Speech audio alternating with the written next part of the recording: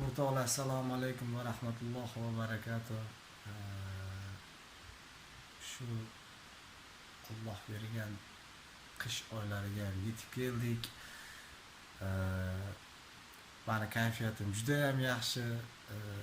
Qandaydir bir o'tirib miyamga onalar haqida bir she'r yozay, ikki qator bo'lsa ham bir fikr keldi. O'sha she'rimni sizlar bilan bo'lishkim keldi. Barcha onalar uchun ataladi.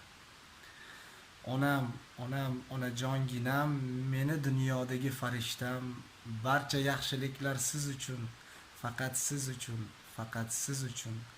O'qitdingiz, o'rgatdingiz yaxshilik tilab, yomonlik qilma gunoh dedingiz, yagona iloh Alloh dedingiz. Jannat siz uchun, faqat siz uchun. Onam, onajonginam, meni dunyodagi farishtam.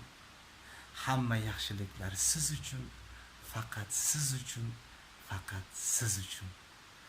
Azizlar, bu she'rimni yozishdan maqsadim qanday meni miyamga kelib qoldi degan savol bersanglar.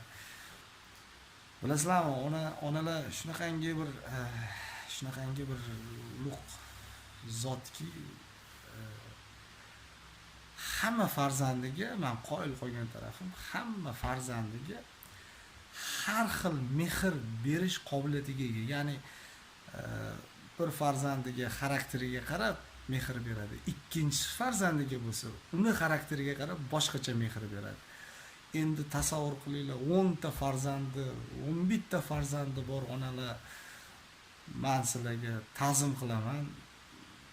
Umringlar uzoq bo'lsin, sog' omon bo'linglar va sizlarni bizga berayotgan mehringlardan mingdan ming rozi bo'linglar onajonlar. Sizlarni hamisha yaxshi ko'ramiz, hamisha boshimizga ko'taramiz. Alloh nasib qilsa eng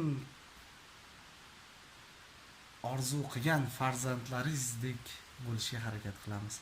Kattakon rahmat sizlarga hammanglarga.